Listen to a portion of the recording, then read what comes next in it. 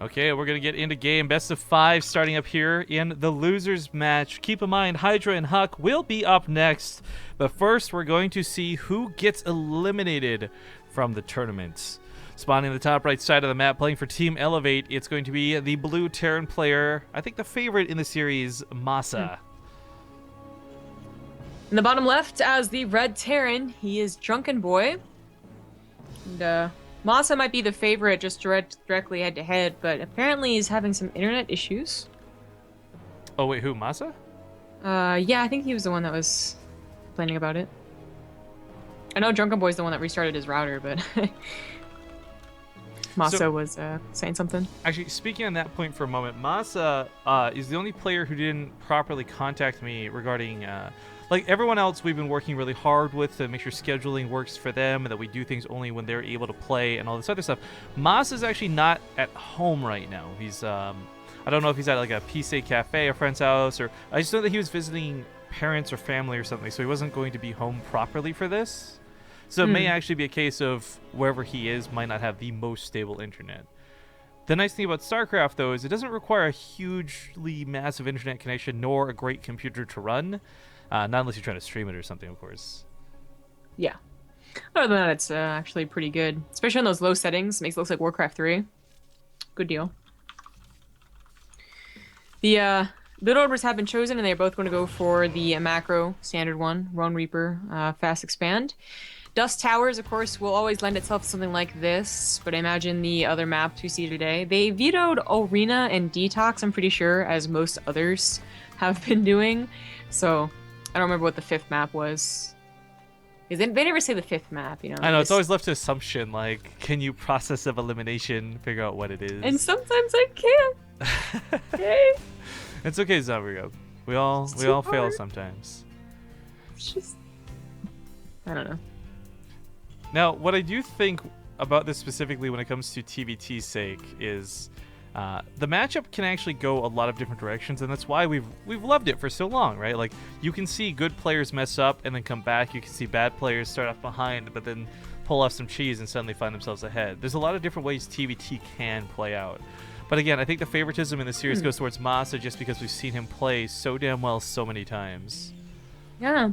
Getting pretty greedy up in here. Going for that 3rd command center after that factory, or like same time as the factory. Yeah. We got a giveaway going on tonight as well, thanks to Mr. Boris Makarov. We'll open that up after this series concludes, so we'll have it running during the winners match. Dark Souls 2, Scholar of the First Sin.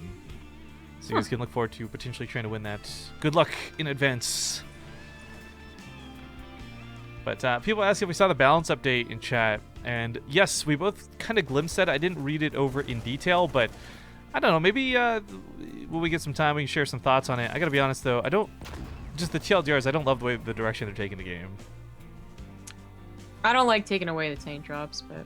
Well, there's that, but just, again, this whole, like, constant nerfing. Like, the coolest part of Legacy of the Void, as broken as it was when you saw Zerg with ridiculously massive buffs come right out of the gateway. You're like, oh my god, these Ultras are amazing. Oh my god, Zerglings or Cracklings are better than ever. Like...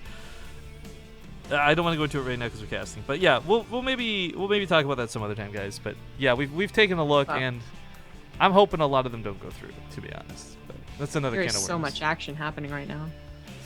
Yeah, can't keep up. Well, I mean, the medevac, you literally couldn't. That's why you need a medevac. You can't run as fast as the medevac goes.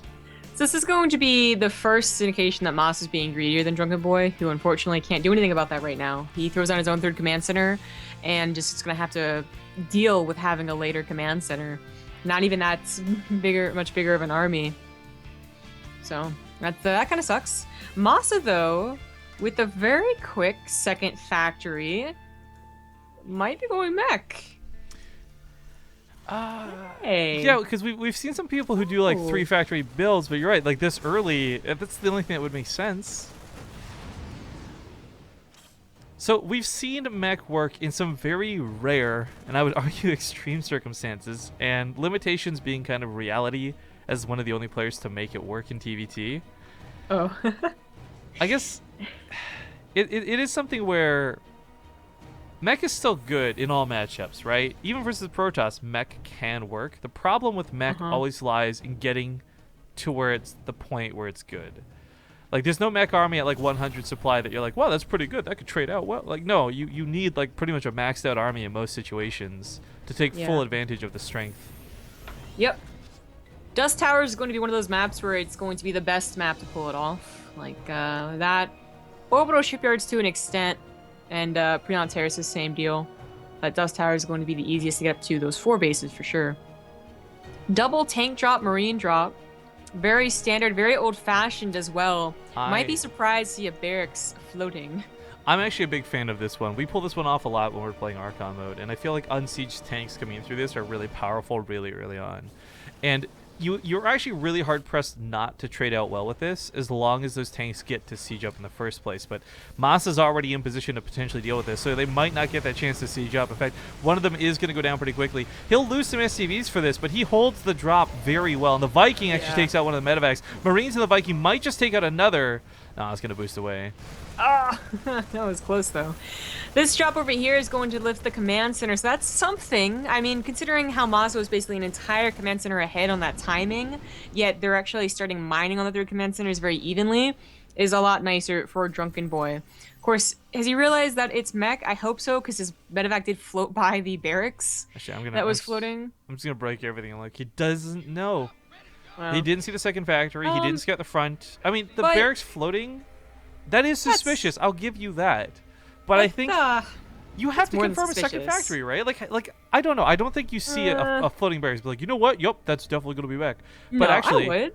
I take it back. Drunkenboi has identified, because look at that. 4 tech labs, not reactors. So you're right. Yeah. If it was a proxy 2 racks and you had one person lift just a scout, you could argue that might not tell it's mech, but to see the only, like, the first barracks, the very first barracks up and running like that, yeah.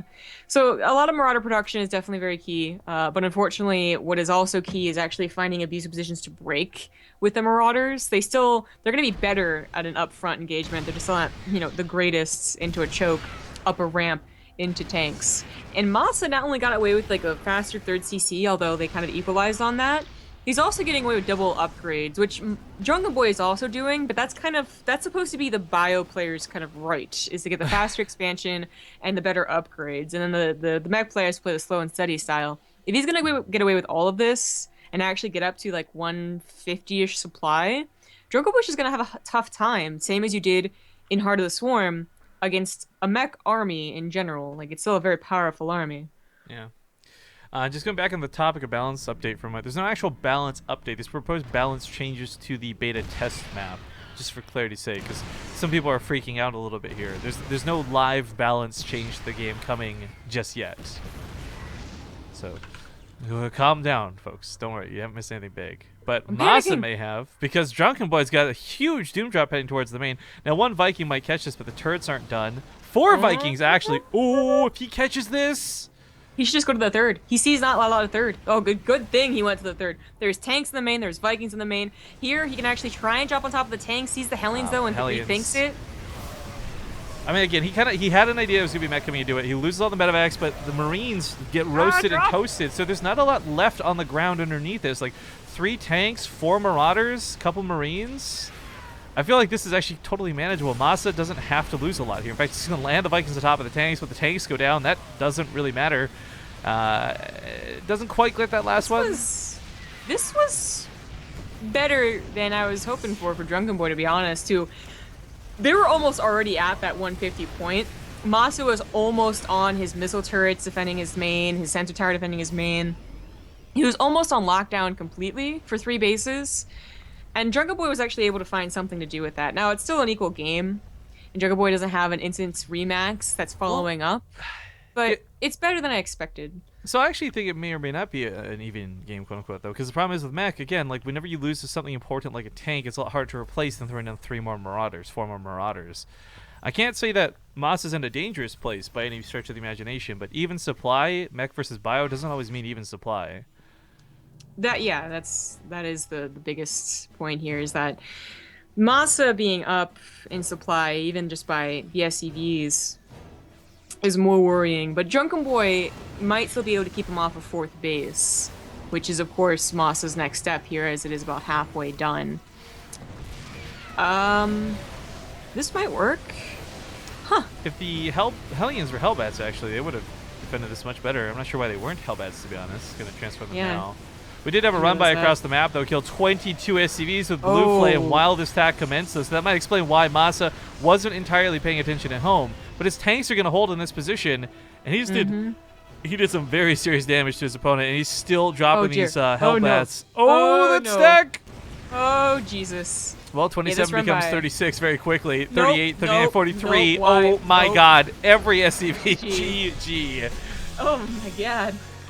That did not end the way I thought it would, but it did end abruptly.